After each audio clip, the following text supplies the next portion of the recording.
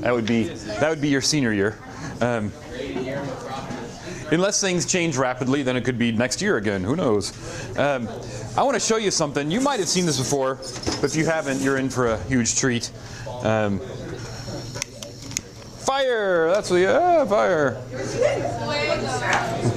like I ain't never seen that before.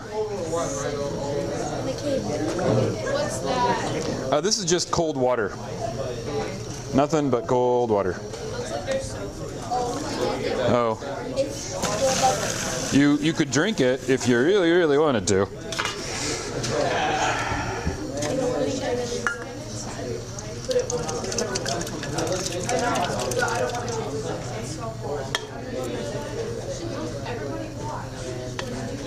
Oh my god, I love watching stuff.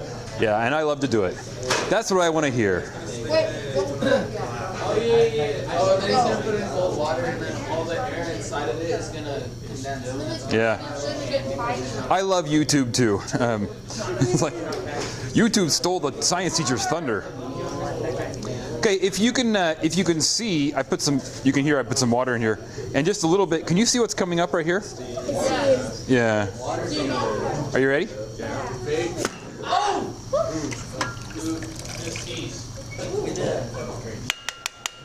All right, so let's do that again. Put a little more water in there. Well, there's a big block of ice in here. So. Okay, so let's think about the can. So this is your typical Dr. Pepper can. It's open in the top. I'm gonna put a little water in it. Now, what is in the can? Water and air. I haven't seen him. He was in the presentation today, and he was in the last period. Okay, so there's water here and air here. Okay, cool. Now we're going to be talking about gases, and one of the important things about gases to realize is gases have a density about 1,000 times less than liquids. In other words, when a liquid turns into a gas, it occupies about 1,000 times more space. Okay, because density is mass over volume. So for the same mass, a liquid has 1,000 times smaller volume. Or when a liquid turns into a gas, it occupies 1,000 times more volume. So I'm going to heat it up, and normally when you heat up water, what does it do? It boils and turns into steam. And steam is just a shorthand term for what? Water vapor, gaseous water, when water is actually turned into gas. Now here's the funny fact about gas you probably don't know. You're actually not seeing any steam. What you're seeing is recondensed water vapor. Because the water molecules in a gas are so far apart, you can't see them. Light doesn't bounce off of them. You ready? Okay. So let's work through this. When I heated up the can and I had a bunch of steam, what was the can filled up with? Water vapor. It pushed all the air out because water vapor is more dense in most cases. So it pushed out the air, and then we had a can filled with water vapor. And then when I rapidly cooled it, what did that water vapor do? Yeah, exactly. I love the words too. It recondensed into a liquid and wanted to occupy a lot less space. So it crushed the can. Well, what specifically crushed the can? The pressure from the air. Exactly, the pressure from the. You guys are so great. This is your middle school teachers are doing a bang-up job. So, it wasn't just YouTube, cartoons. Bill Nye. Oh, yeah, you can do it there. You can seal it up. I don't have any metal cans I want to crush, but yeah. So it was actually the outside air that crushed it. Okay, because what has more pressure, molecules or no molecules? Molecules. And what has more pressure? A whole bunch of air molecules or very few air molecules? A whole bunch. So that's what we did. We took a whole bunch of molecules and then we squished them together so there was very few molecules in here, and the atmosphere said, I got a whole bunch of molecules, and the can said, I have very few water molecules. So the atmospheric pressure just crushed it. That's what we're talking about today. We're talking about gases. And my button's over here. Yay, gases. Gases are fun. This is a really, really fun unit. Okay, so the kinetic molecular theory is something you've heard about in multiple forms over the last 2 decades, and or the last decade. I guess you didn't go to school until about 12 years ago. It basically says all matter is made of particles that are in constant motion. Even solids? Yes. Even solids, yeah. Even solids. So all matter is made of particles in constant motion. Maybe those particles are atoms, maybe they're molecules, but they're particles. And they're in constant motion. Even the molecules of a solid. The reason you can't put your hand through a solid table is the molecules aren't moving very far. And they tend to not move out of the way. You can put your hand through water because the molecules are allowed to freely move, so they'll move out of the way. And you can put your hand through air because the air molecules will move out of the way. Solids just won't move out of the way. They're not moving very much. Solids like a little bit. Yep. They go doot, doot, doot. They're kind of like you. You are right now emulating a solid. You are fixed in position. You have a chair, and like next to you is another chair next to you. Basically, you have a grid, a 4x8 grid, and you're occupying one of the positions in the grid. So you are emulating a solid. Now, when the bell rings, you'll get a whole bunch of energy, and you'll emulate a what? Liquid. A liquid. Just like a solid. If a solid molecules get enough energy, they become a liquid. So when you get a whole bunch of energy, like, yay, I get to go to Spanish! So off you go, and you emulate a liquid, you break your lattice, and you are able to flow through the room. And when you get your jetpack, you're like, yeah, my jetpack, I have tons of energy. Psh! Then you can emulate a gas, and you can fly off. Mm-hmm. So, like I mentioned, gases have a very low density. It's about 1,000 times less than liquids or solids. Very low density, about 1,000 times less than liquids or solids. Cool thing about gases that is not the case for liquids or solids, gases are compressible. Because liquids and solids molecules are already pretty close, you can't compress them, but gases can be compressed. It's like an air compressor that you fill up tires and cars with. Yeah, exactly. Or your butt when you fart. You get all that compressed gas. You got all that compressed gas in your colon, and you're like, I got to get rid of it, and you release your compressed gas.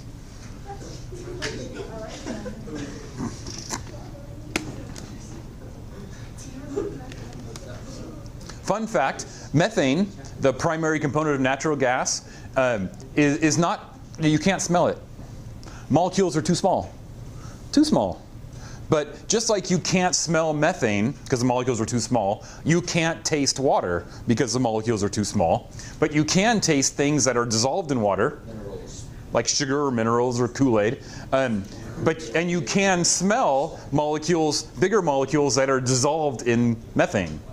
You can dissolve something in a gas? Yeah, you can. There's this chemical called methyl mercaptan that is like, your brain has basically said, oh, that's disease. That's what bacteria gives off. Gross, that's bad. And you think it smells bad because you've been trained over the generations to say, poop, bacteria, kill you, bad, not smell good, go away. But yeah, those chemicals are actually dissolved in the methane. Okay, so when you add heat to a system, what you're really doing is you're increasing the speed of the molecules. When you increase heat, you're actually increasing the speed of the molecules. And I'm going to give you another mind blast here. Temperature is not a measure of heat. It is a measure of movement. Okay. Temperature is not a measure of heat. It is a measure of movement. Specifically, the movement of molecules.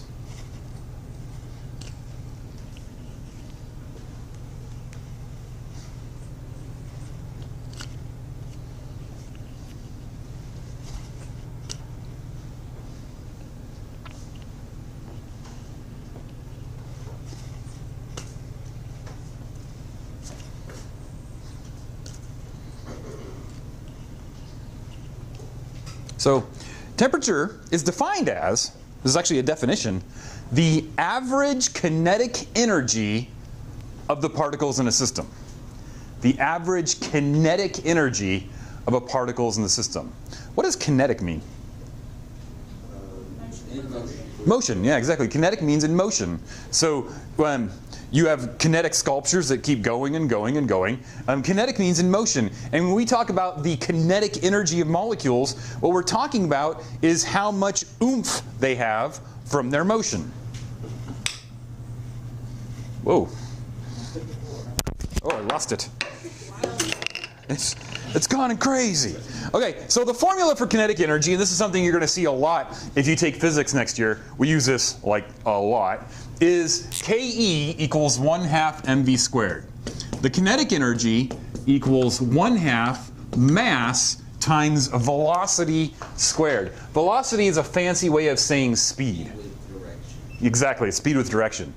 So it's up here somewhere. There it is. Kinetic energy 1/2 mv squared. So it's 1/2 numerically the mass of a molecule times that velocity of the molecule squared. And the cool thing about this is this works. This 1/2 mv squared works for molecules, which we can't see, and stars, which we can certainly see. Huge stars and tiny molecules, and you and me, like a baseball or a softball. The formula works in all those cases. Now, what does it mean for average kinetic energy? It means some of the molecules are going really slow, and some of the molecules are going really fast. But temperature is the average of all those. Okay, make sense so far? Yes. All right. Got a question for you then. If you understand, or you think you understand temperature, give me a thumbs up if you're with me so far. Okay, cool. So if you think you understand temperature, I have a question for you. At what temperature does liquid water become a gas? 212 Fahrenheit. What else? 100 degrees Celsius. Anything else? Is it like 273 Kelvin? 373 Kelvin. Yeah. So we can use the Kelvin scale, the Fahrenheit scale, the Celsius scale. But in all cases, it's hot, right? Is this water boiling? No, it's cold. Okay, it's cold. We're going to do an experiment here. I'm going to take some of this water, I'm going to throw it on your table. See those little drops right there? Do you think they're at 100 degrees? No. Do you think they're going to evaporate? Yes. They're going to evaporate. History tells us yes, they will. Let's think about that for a second. Those drops are going to evaporate, but they're not at 100 degrees Celsius. How do they evaporate? Like you said, how the average temperature, some are moving really fast. Well done, Rome. Yeah. If you were to draw a graph of the temperatures of all the molecules in a sample, so this is the percentage and this is the temperature. Actually, let's go back, flip that around. This is the temperature and this is the percentage. What you'd see is something that looks like that. That's called a Bell distribution, like a bell curve. In a bell curve, these are the F's, these are the A's, these are the B's, these are the D's, and these are all the C's. But in a distribution, this is called a temperature distribution. In a temperature distribution, that is your average temperature. But some of those, we'll say that's, actually, yeah, I had it right originally. This is percentage, this is temperature. So this is 0 degrees, and this is 100 degrees. Some of those water molecules are cold enough to freeze. Some of those water molecules are cold enough to boil. And the ones that freeze immediately rethaw. Because they freeze, they bounce into another one, they rethaw, you don't see the ice crystals form. The ice crystals are so small you can't see them. But when a molecule gets to the 100 degree level, what does it do? Evaporate. Yeah, it leaves, it evaporates. So you don't see it anymore. And what happens is as each evaporate, they leave. And a couple more evaporate and they leave. Kind of like if I said, they're giving out ice cream sandwiches at the cafeteria, 1/10 of you can go right now. Another 1/10 of you can go in 2 minutes. Another tenth can go in 2 minutes. And 2 minutes later, another tenth can go. Eventually, after like 20 minutes, you're all gone. And we're like, did you release your class? No, I only released a tenth of them. But eventually, they all left. And so that's what happens in water molecules. There's a few of them that are boiling, they boil away. Then a little bit longer, boil away. So as they get to 100 degrees, they boil away. How did they reach? That's a little more complicated. That's the realm of advanced physics with calculus. It has to do with how they collide and just the way molecules work. Think of it this way. You have a billiard ball on a billiard table, and you hit it with a billiard ball. It can only go as fast as the ball that just hit it. Make sense? Okay. Now imagine that same billiard ball is hit with 6 balls simultaneously, all traveling at the same speed. If all those balls transfer their energy or momentum into that first ball, that ball can really move. Does that make sense? Okay.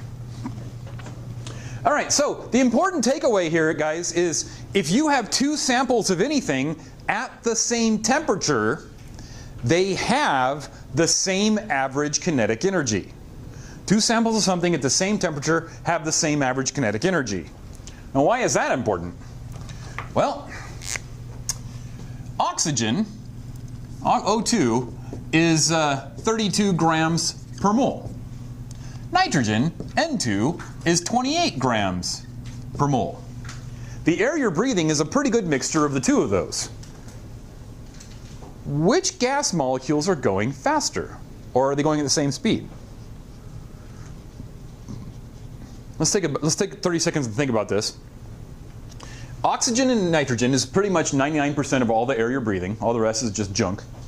And oxygen is heavier, nitrogen is smaller, but they're at the same temperature. Are they traveling at the same speed, or is oxygen traveling faster, or is oxygen traveling slower? Take 15 seconds, and then tell your neighbor. We'll take a vote.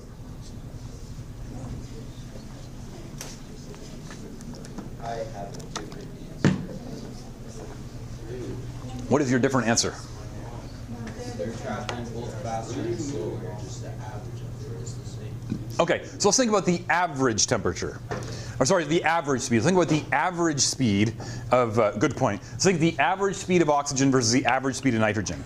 Is oxygen faster? Is oxygen slower? Or is oxygen the same? If you think oxygen, the average speed of oxygen is faster, raise your hand. Question? They're the same temperature, right? Yes. Yeah, same temperature. Like in the room. This sample of gas right here is 19 degrees Celsius. Wow, okay. So 19 degrees Celsius, 19 degrees Celsius, oxygen, nitrogen, oxygen, nitrogen. So nobody thinks oxygen is going faster? How about oxygen traveling the same speed? All right, 5 or 6 of you. Okay, who thinks oxygen is traveling slower? And you'd be right. Because if they have the same average kinetic energy, they have the same 1/2 mv squared. So if we look at O2 and look at N2, O2's formula is 1/2 mv squared. Nitrogen is 1/2 mv squared. If they're at the same temperature, they're equal. Okay? So when a gas at the same temperature has more mass, it has a slower speed. When a gas at the same temperature has less mass, it has a faster speed, as long as they're at the same temperature. Does this idea make sense? Okay, this is called Graham's law. Okay, this is called Graham's law. The idea that if you have 2 things at the same temperature, Graham's law tells you if you have 2 things at the same temperature, the heavier gas molecules move slower, the lighter gas molecules move faster.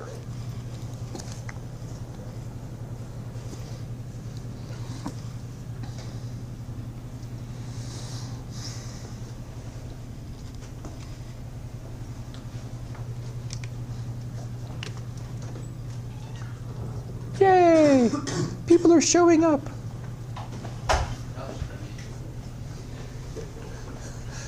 Darn it. We wanted more learning for ourselves. Now more people are showing up and there's less learning to go around. All right, so we've talked about temperature, we've talked a little bit about volume. Pressure is the oomph little gas molecules get when they push in on you. Okay. So you're basically having billions of gas molecules slamming into you all the time. But you don't notice it because you're pushing back pretty much the same way. But when someone basically blows on you, they're increasing the pressure in your general direction, and there's more gas molecules slamming into you. You feel that. Okay? When there's a thunderstorm, the gas pressure can change, and you're like, you kind of feel it. It's like, storm's coming. Yeah, if there's some gas around, does that increase the pressure? It does. Yep. So what happens to the density of a gas when you increase its pressure? Anyone? It gets smaller. The density gets smaller when you increase the pressure? No, isn't it increased? Yeah. If you increase the pressure, your density is going to increase because you got more particles in the same amount of space.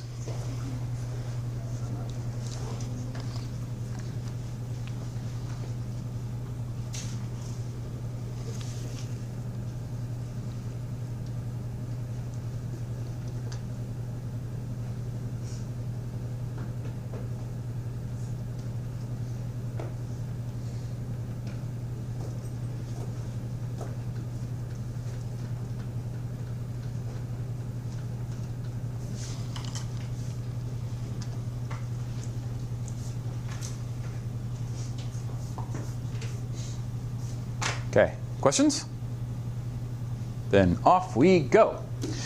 All right, so we need to talk about two things. What's really going on and what we can control. Okay, so we classify gases, oh sorry, you're still scribbling.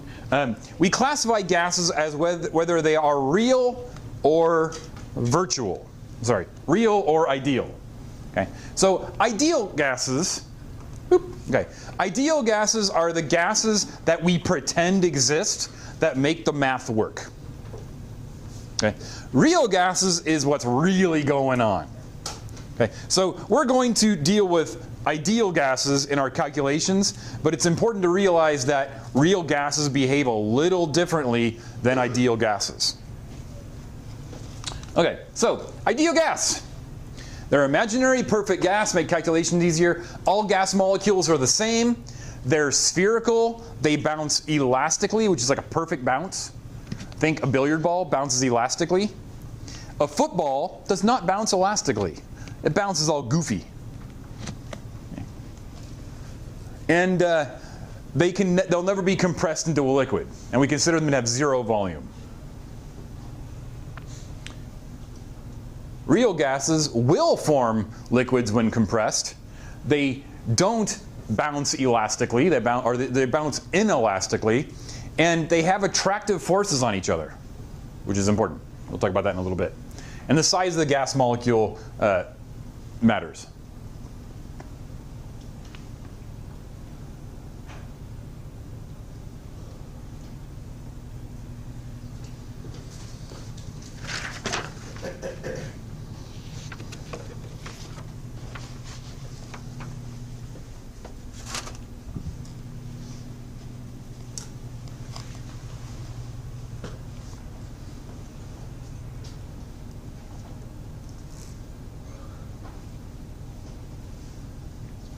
So this idea that gas molecules exert attractive forces on each other is going to be a huge deal for the next 6 weeks or so. And just understand that billiard balls don't exert attractive forces on each other in our world. They do at the very, very low, they do it to the point where we can't detect it. But as far as we can detect it, they don't. But gas molecules, they actually will attract each other. Water molecules attract other water molecules. Okay. So in a real gas, when a water molecule zooms by another water molecule, that's going to change the path of that first molecule. So if you have two gas molecules and they're passing by each other, they might kind of bend towards each other a little bit. Maybe they'll bend and stick. Maybe they'll just bend and miss. Ideal gases don't do that. They ignore each other altogether. So real gases exert attractive forces on each other. Ideal gases do not. Real gases act like spheres. Ideal gases act like they have no volume. Real gases bounce all goofy. They don't bounce elastically like billiard balls. Ideal gases bounce like billiard balls. Okay, questions? If there are no questions, then we move on. Moving on.